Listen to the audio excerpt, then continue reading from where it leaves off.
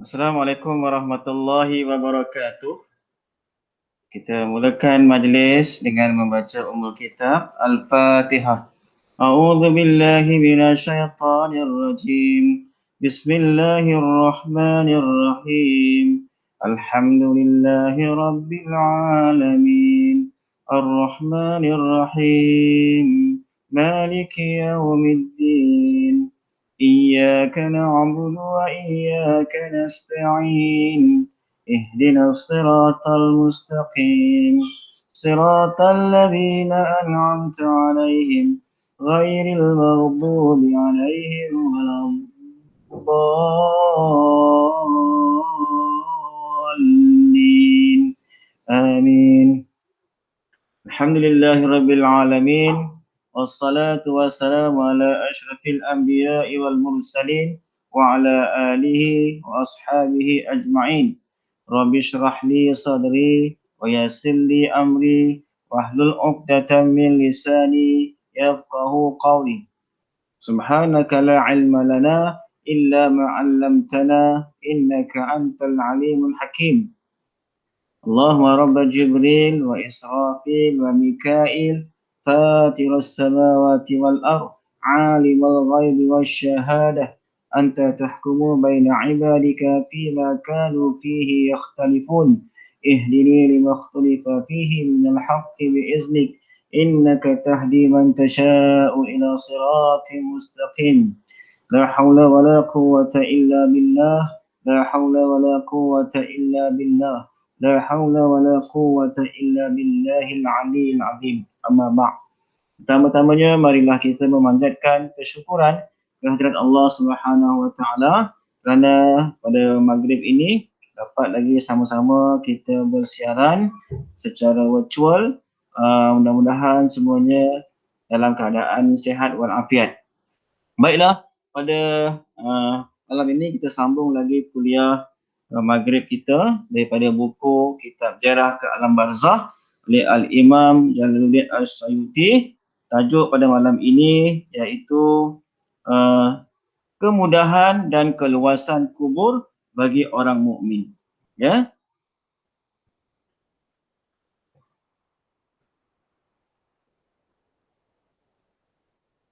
Okey, kemudahan dan keluasan kubur bagi orang mukmin. Sebab kubur itu innamal qabru rawdatun min riyadil jannah aw khufratun min khufarin niran.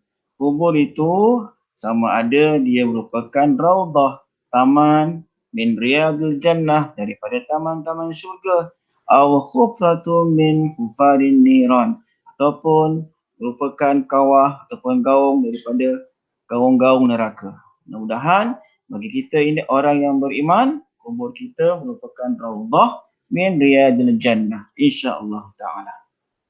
Baik. Kemudahan dan keluasan kubur bagi orang mukmin. Al-Hakim, Ibnu Majah, Al-Baihaqi dan Hannad menuturkan riwayat dari Hani. Hani ini adalah budak suruhan kepada Sayyidina Uthman, ya. Dia berkata bahawa jika Sayyidina Uthman berdiri di sebuah kubur, dia menangis hingga janggutnya basah. Biasanya orang Arab ni janggut dia lebat kan. Sayyidina Uthman bila berdiri di hadapan kubur, dia akan menangis hingga janggutnya basah. Dia lantas ditanya, Sayyidina Uthman ditanya, engkau diingatkan akan syurga, tudzakkarul jannah wan nar wala tabqi. Engkau diingatkan tentang syurga dan neraka dan engkau tidak menangis. Jadi wa tabqi min haza, adakah engkau menangis kerana ini? Kerana apa? Sebab dia tengok kubur, dia menangis. Sedangkan Sayyidina Uthman diingatkan tentang syurga, diingatkan tentang neraka, tak menangis. Tapi bila dia berdiri berhadapan dengan kubur, dia akan menangis sehingga janggutnya basah. Kadang-kadang kita pun begitu jugalah. Kan? Kadang-kadang diingatkan ayat-ayat tentang syurga, diingatkan ayat-ayat tentang neraka. Kadang-kadang tak terasa pun nak menangis di hati kita kan. Ammal ladzina amanu wa amilus salihati falahum jannatul ma'wa nuzulan bima kanu ya'malun. Tak ada pun rasa nak menangis kan, rindu. Bagi orang-orang yang beramal soleh itu baginya jannatul ma'wa kan. Wa ammal ladzina fasaqu fama'wahumun nar. Bagi orang-orang yang fasik pula, maka tempatnya di mana? Di dalam neraka. Kullama aradu an yakhruju minha u'idu fiha. Bila mana orang-orang ahli neraka ni nak keluar, cuba nak keluar daripada neraka, malaikat-malaikat ni pun kembalikan dia semula masuk balik dalam neraka. Tak lepas dah daripada kawalan-kawalan para malaikat. Wa qila lahum zuqu 'adzaban naril ladzi kuntum bihi tukadzibun. Dan dikatakan kepada mereka, ahli neraka ni, rasakan apa yang dulu kamu mendustakan semasa di dunia dahulu. Kita baca kan, biasanya imam baca hari Jumaat. Biasa-biasalah ya. Boleh je baca bila masa kan. Tak pula dari di hati kita ni nak menangis. Tapi Sayyidina Uthman pun bila disebutkan tentang syurga, disebutkan tentang neraka, tak menangis. Kata Hanik ni, budak suruhan Sayyidina Uthman ni. Tapi bila dia menghadap kubur, dia akan menangis sehingga janggutnya basah. Lalu dia menjawab, Sayyidina Uthman menjawab bahawa Rasulullah SAW bersabda, sesungguhnya kubur itu merupakan tempat tinggal pertama di akhirat. Kita tahu destinasi-destinasi yang bakal kita akan tempuhi kan. Dunia ni hanya sementara, lepas tu kita akan mati. Jadi tempat selepas kita mati itu ialah di kubur, di alam barzah. Jadi alam barzah ataupun kubur itu merupakan destinasi pertama menuju ke gerbang akhirat. Destinasi pertama menuju ke gerbang akhirat. Jika seseorang selamat darinya, proses selanjutnya akan lebih mudah. Jika kita berjaya melalui soal kubur, berjaya melalui ujian kubur, destinasi pertama gerbang akhirat ni, kalau kita berjaya, maka urusan selepas ini, destinasi selepas ini akan menjadi lebih mudah. Akan tetapi jika tidak selamat, proses sesudahnya akan lebih susah. Tapi ingat, ada ancaman. Kalau kita proses yang pertama ni, persinggahan yang pertama ni, kubur pun kita tak selamat, maka proses-proses destinasi-destinasi akhirat selepas itu, contohnya mahsyar, contohnya hisab, contohnya destinasi mizan, sirat dan seterusnya, maka akan menjadi lebih sukar. Jadi sebab itulah Sayyidina Uthman Ibn Affan menangis sangat-sangat sehingga basahnya janggutnya kerana dia mendengar sabda Nabi SAW, kubur ini merupakan tempat tinggal pertama. Jika selamat kubur, maka selamatlah destinasi yang berikutnya. Kemudian Rasulullah SAW bersabda, aku tidak pernah melihat pemandangan melainkan kubur itu lebih buruk darinya. Huru-hara kubur ni, Nabi kata.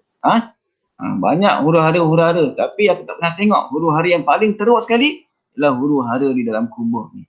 Sementara dari Barra' dituturkan, kami pernah bersama Rasulullah SAW menghantarkan satu jenazah. Lalu baginda duduk di tepi kuburnya. Baginda menangis hingga basah janggutnya. Aku pun ikut menangis. Kemudian baginda bersabda, saudara-saudaraku, hendaklah kalian mempersiapkan diri untukku. Hadis riwayat Ibnu Majah. Rupanya Sayyidina Uthman mencontohi perlakuan baginda Nabi SAW. Bila menatapi kubur, bila berhadapan dengan kubur, akan menangis. Menangis hingga basah janggut. Sebab kubur ini merupakan persinggahan yang pertama.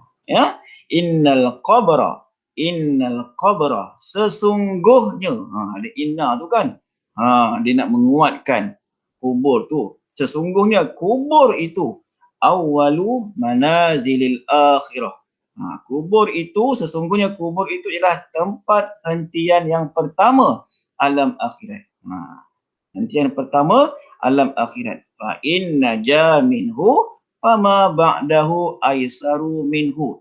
Jika seseorang terselamat dari huru-hara azabnya, maka huru hara di tempat yang lain lebih ringan lagi kepadanya. Wa in lam yanju minhu fama ba'dahu asyaddu minhu.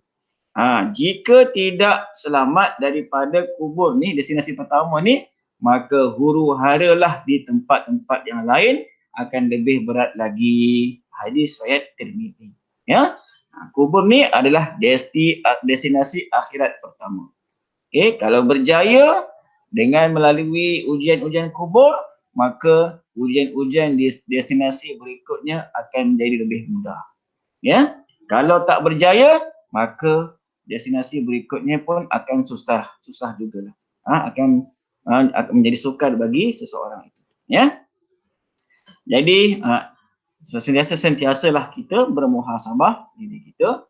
Setiap hari kita ingatkan diri kita supaya mengingati mati.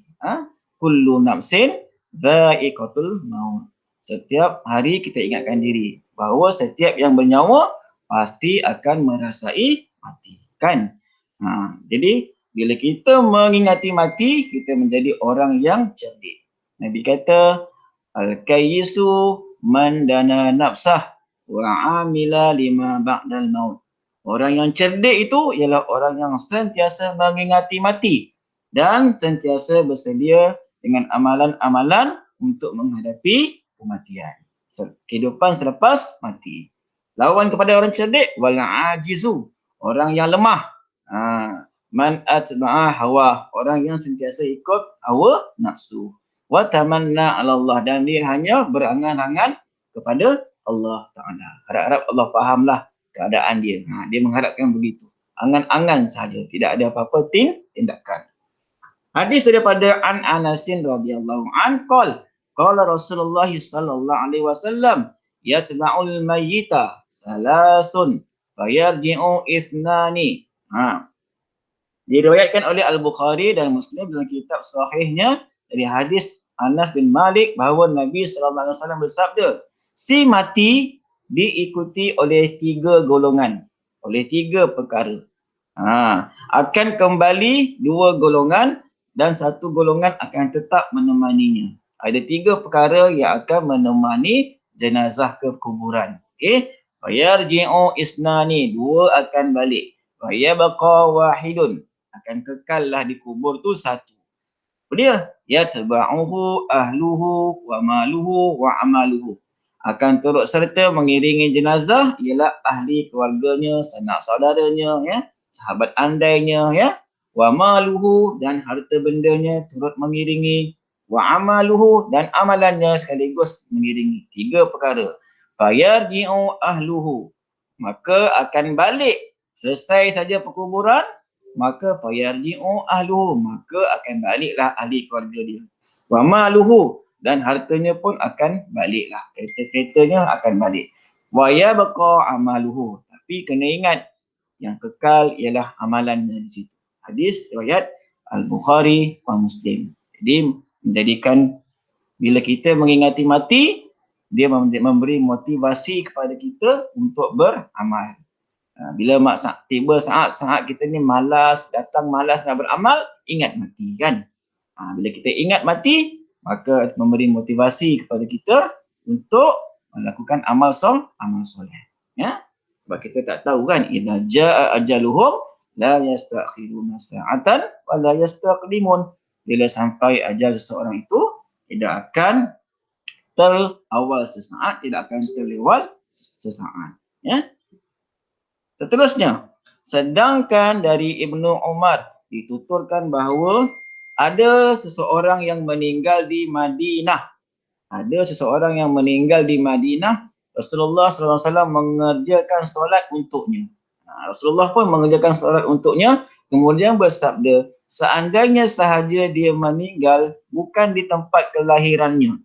Seandainya sahaja dia meninggal bukan di tempat kelahirannya. Lalu ada seseorang yang bertanya, mengapa demikian ya Rasulullah? Kenapa Rasulullah mengatakan demikian? Dia kata alangkah baiknya dia meninggal bukan di tempat kelahirannya. Dia ni orang Madinah. Si mati ni orang Madinah dan dia meninggal pun di Madinah. nak dikuburkan pun di Madinah. Nabi kata seandainya sahaja dia meninggal bukan di tempat kelahirannya. Maksudnya apa? Alangkah baiknya kalau dia meninggal bukan di tempat kelahirannya. Jadi sahabat-sahabat ni hairanlah. Lalu bertanya, mengapa demikian ya Rasulullah? Baginda menjawab, sesungguhnya jika seseorang meninggal bukan di tempat kelahirannya, akan diukurkan baginya tempat di syurga dari tempat kelahirannya sampai tempat akhir hayatnya. Maksudnya apa? Lahir dekat mana? Lahir dekat lahir dekat Banting. Lahir dekat Selangor. Meninggal dekat mana? Meninggal dekat Amerika Syarikat. Jadi itu yang Nabi maksudkan tadi. Seandainya sahaja dia meninggal bukan di tempat kelahirannya. Sebab apa? Ada fadilat di situ. Apa fadilatnya? Yang bergaris merah tu. Akan diukurkan baginya tempat di syurga dari tempat kelahirannya sampai tempat akhir hayatnya. Daripada tempat dia lahir tu, berapa ratus kilometer, ribu kilometer nak sampai ke Amerika Syarikat tempat dia meninggal tu. Begitulah luasnya syurga, dalam syurga tempat yang disediakan oleh Allah Subhanahu Wa Taala. Sebab itulah Nabi kata seandainya lebih baik jika dia meninggal bukan di tempat kelahirannya. Jadi itulah maksudnya. Ya. Kelebihan meninggal dunia di luar kawasan kelahiran. Dalam hadis diriwayatkan oleh Abdullah ibn Amru radhiyallahu an, beliau berkata, tuwfiya rajulun bil Madinah mimman wulida bil Madinah. Seorang lelaki telah meninggal dunia di Madinah, yang mana dia di antara manusia yang lahir di Madinah. Lelaki ni mati di Madinah dan dia juga asalnya memang lahir daripada Madinah. Fasalla alaihi Nabi sallallahu alaihi wasallam, maka Rasulullah SAW pun solat ke atas jenazahnya. Faqala, kemudian maka Nabi pun bersabda, ya laitahu mata fi ghairi maulidih. Alangkah bagusnya sekiranya dia meninggal dunia di tempat selain dari tanah kelahirannya. Maksudnya apa? Daripada luar Madinah lah, dia memang orang Madinah, lebih baik dia mati di luar Madinah. Maka seorang lelaki pun bertanya, mengapakah begitu wahai Rasulullah? Jawab baginda SAW, sesungguhnya seorang lelaki itu apabila dia meninggal dunia di selain tempat kelahirannya, maka akan diukur buatnya jarak daripada tempat kelahiran dia tu sehinggalah tempat dia meninggal tu di syurga. Meninggal dekat Pahang, meninggal kat Pahang, asalnya orang Selangor, meninggal dekat Pahang. Jadi daripada Selangor ni sampai ke Pahang tu jaraknya berapa ratus kilometer tu, 150 kilometer ke, begitulah luasnya. Kondisi dia, keadaan dia nanti di dalam syurga, luasnya. Keluasan syurga yang diberikan oleh Allah Subhanahu Wa Taala. Okey, baik. Sebagaimana diriwayatkan oleh Ibnu Mas'ud radhiyallahu, Rasulullah SAW juga bersabda, bagi orang asing yang meninggal tidak di tempat kelahirannya akan diluaskan kuburnya sejauh keberadaannya dari keluarganya. Yang tadi itu, hadis yang di atas tadi sebelum itu menjelaskan jika dia mati di tempat bukan negaranya, di negara asing, maka jaraknya itu seluas itulah. Dengan tempat kelahirannya seluas itulah tempatnya nanti di dalam syurga. Dalam hadis ini pula menyebutkan jaraknya itu mati di tanah asing, di negara asing, jaraknya itu begitu jugalah luasnya nanti kuburnya pun akan luas seluas itulah, saujana mata memandang. Contohnya Selangor dengan Pahang, seluas itulah kuburnya akan diluaskan. Wallahu a'lam. Pendapat mazhab Syafi'i memindahkan jenazah dari negeri kematian. Okey. Sebahagian mereka mengatakan bahawa hukum memindahkan jenazah dari negeri kematiannya ke negeri yang lain adalah haram. Ini sebagaimana yang disebutkan oleh Imam Ar-Ramli di dalam kitabnya Nihayah Al-Muntash dengan katanya, dan diharamkan memindahkan jenazah daripada negara kematiannya sebelum ianya dikebumikan sekalipun jika jenazah selamat dari sebarang perubahan. Ini kerana perpindahan mayat hanya akan membawa kepada lewatnya urusan pengebumian, sedangkan kita diperintahkan untuk menyegerakannya serta ia juga dapat mencemarkan kehormatan si mati. Manakala pendapat kedua pula ialah mengatakan hukum ini adalah makruh sahaja. Ini kerana tidak ada dalil yang menunjukkan kepada pengharaman hal tersebut. Jadi macam mana ni? Ada kat situ ada macam kekeliruan kan? Jadi pendapat yang tidak membenarkan perpindahan jenazah ke negara lain tanpa sebarang keperluan itu adalah lebih tepat untuk kita keluar daripada khilaf. Daripada khilaf. Ini kerana kita diperintahkan untuk menyegerakan majlis pengebumian manakala perbuatan memindahkan jenazah ke negara yang lain akan melewatkan proses tersebut. Sedangkan Rasulullah sallallahu alaihi wasallam bersabda, "Idza mata ahadukum fala tahbisuhu wa asri'u bihi ila qabrihi." Apabila matinya salah seorang dari kamu, maka janganlah kalian mengurungnya. Maksudnya janganlah melewatkan pengebumiannya dan segerakanlah membawanya ke kuburannya. Hadis riwayat Al-Baihaqi nombor 8689. Di samping itu juga dia akan mendapat apa tadi? Kelebihan, fadilat yang mana dia akan mendapat keluasan dalam syurga nanti daripada jarak negeri kelahiran dia dengan tempat negara yang dia meninggal tu. Begitu juga nanti keluasan jarak itu jugalah di dalam kuburnya nanti. Jadi kalau kita lihat dulu pernah berlaku, Allah yarham Tuan Guru Haruddin meninggal di Amerika Syarikat kan. Dikebumikan juga di Amerika Syarikat. Tak dibawa balik ke Malaysia.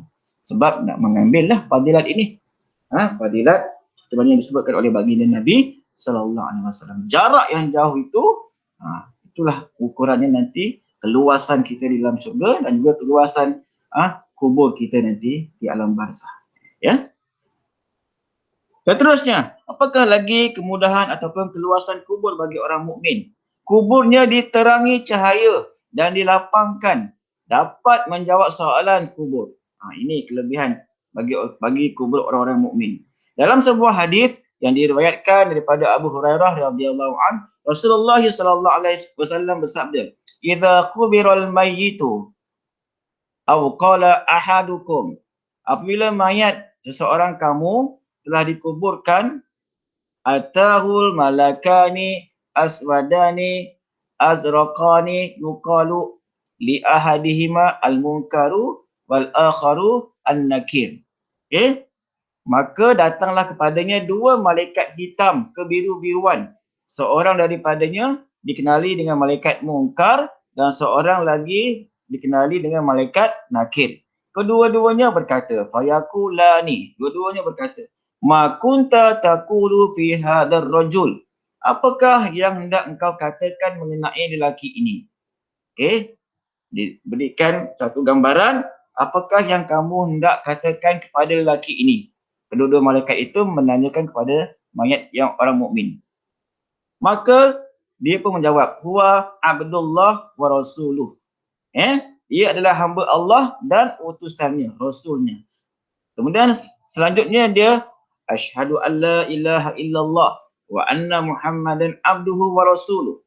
Fayaqulani, maka kedua malaikat itu pun berkata, qad kunna na'lamu annaka taqulu hadha. Sungguh kami telah tahu bahawa engkau akan mengatakan demikian. Kami tahu kamu orang mukmin dan kamu akan menjawab seperti mana yang disoal itu. Kami dah tahu dah. Itulah jawapannya kamu akan beritahu kepada kami. Okey, summa ini kelebihan dia. Kubur orang mukmin ni dapat menjawab soalan kubur.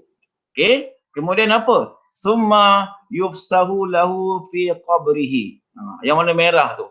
Kemudian dilapangkan baginya di dalam kuburnya sepanjang 70 hasta kali 70 hasta. Luas mana 70 hasta? Satu hasta 0.45 meter. Kalau 70 hasta, 31.5 kali 31.5. Rumah kita buka berapa? 20, ada 22 kan? Ini kubur orang mukmin ni akan dilapangkan seluas 31.5 meter kali 31.5 meter. Alhamdulillah, ya. Kemudian yang biru tu pula, thumma yunawwaru lahu fihi. Kuburnya diberi cahaya di dalamnya. Kuburnya akan bercahaya. Kubur kan biasa dekat atas tu gelap sahaja kan. Tapi kubur orang mukmin ni di dalamnya dicahaya, diberikan cahaya oleh Allah Subhanahu Wa Taala. Thumma yuqalu lahu nam. Kemudian dikatakan kepadanya, tidurlah engkau. Soalan dah dapat jawab. Bila dah dapat jawab soalan, maka kuburnya dilapangkan. Bila dilapangkan, diberikan cahaya. Kemudian dikatakan kepada mayat itu, tidurlah. Tidurlah engkau, rehatlah. Seperti mana tidurnya pengantin. Ya. Hadis riwayat Tirmizi 1071 dan Ibn Hibban 3117. Apa lagi kelebihan, keluasan kubur orang mukmin ni? Setiap pagi dan petang akan diperlihatkan kepadanya kedudukan tempatnya di syurga di dalam kubur tersebut. Dalam sebuah hadis yang diriwayatkan oleh Abdullah bin Umar radhiyallahu anhuma, Rasulullah SAW bersabda, "Inna ahadakum iza mata." Setiap seorang daripada kamu apabila telah mati, urida alaihi maq'aduhu bil ghadati wal ashiyyi. Bila dah mati, akan diperlihatkan kedudukan tempatnya setiap pagi dan petang. In kana min ahlil jannah fa min ahlil jannah. Jika dia daripada ahli syurga, maka diperlihatkan seperti ahli syurga. Pagi ditunjukkan macam mana nanti keadaan kamu di syurga. Petang ditunjukkan keadaan kamu nanti di dalam syurga macam mana. Wa in kana min ahlin nar, jika dia daripada ahli neraka, fayuqalu hadha maq'aduka hatta yab'atsakallahu yaumal qiyamah. Dikatakan kepada dia, inilah tempatmu sehingga dibangkitkan semula pada hari kiamat. Hadis riwayat Bukhari 1379, Muslim 2866. Bagi kubur orang mukmin, pagi, petang akan diperlihatkan kedudukannya di syurga. Bagi orang yang bermaksiat, ahli neraka, pagi, petang juga akan ditunjukkan kedudukannya nanti di dalam neraka. Okey? Menyesal pun dah tak berguna, ya, pada ketika itu. Seterusnya, kelebihan, kemudahan dan keluasan bagi kubur orang mukmin, memperoleh wangian dan haruman daripada syurga serta kuburnya diluaskan sejauh mata memandang. Dalam sebuah hadis yang panjang yang diriwayatkan oleh Al-Barra bin Azib radhiyallahu an, katanya, kami pernah bersama Rasulullah SAW mengiringi jenazah seorang lelaki Ansar sehinggalah kami sampai ke kuburan dan menunggu disiapkan liang lahat. Kubur tak siap lagi. Duduk dahulu. Rasulullah SAW duduk dan kami duduk di sekeliling baginda seolah-olah di atas kepala kami ada burung. Maksudnya kami duduk tak bergerak-gerak. Nak mendengar apakah yang akan disabdakan oleh baginda. Pada tangan Rasulullah SAW terdapat satu tongkat. Kemudian baginda pun cacakkan ke atas tanah. Dan lalu bersabda, antaranya, fayatihi malakani fayujlisanihi fayakulani. Kemudian dua orang malaikat datang kepada roh dan duduk di sisi. Fayakulani man rabbuka. Dua-duanya bertanya. Munkar dan Nakir bertanya, siapakah Tuhanmu? Fayakulu, kata roh itu, Rabbi Allah. Tuhanku ialah Allah. Fayakulani wa ma dinuka. Apa agamamu? Roh itu menjawab, dini al-Islam. Agamaku adalah Islam. Fayakulani, dua malaikat itu bertanya lagi, ma hadzal rajul alladzi bu'itsa fikum. Okey. Siapakah orang ini yang dibangkitkan daripada kalangan kamu? Ditunjukkan seorang lelaki, siapa lelaki ini? Fayaqulu huwa Rasulullah. Roh itu menjawab, dia adalah Rasulullah. Fayakulani, dua malaikat itu bertanya lagi, Wa ma yudrika, mana kamu tahu ini adalah Rasulullah? Fayaqulu, roh itu berkata, qara'tu kitab Allah azza wa jalla fa amantu bihi wa saddaqtu. Aku tahu dia itu adalah Rasulullah sebab aku membaca kitab Allah azza wa jalla, Al-Quran, lalu aku beriman dan mempercayainya. Baca Quran tentang kenabian Nabi, kerasulan Nabi sallallahu alaihi wasallam, dan kita beriman, kita percaya sungguh-sungguh. Maka Allah Subhanahu Wa Taala berikan kepada kita kelapangan untuk menjawab soalan-soalan di dalam kubur nanti. Sambungannya, qala fayunadi munadin minas sama' an sadaqa abdi. Lalu penyeru menyeru daripada langit. Ada satu seruan daripada langit. Hambaku benar. An sadaqa abdi, hambaku benar. Ini keistimewaannya. Lepas tu apa? Fa afrishuhu minal jannah, yang merah tu. Bentangkan untuknya syurga. Perintah. Wa albisuhu minal jannah, pakaikan ia dengan pakaian daripada syurga. Waftahu lahu baban minal jannah, bukakan pintu syurga untuknya. Fayatihi min rauhiha wa tibiha.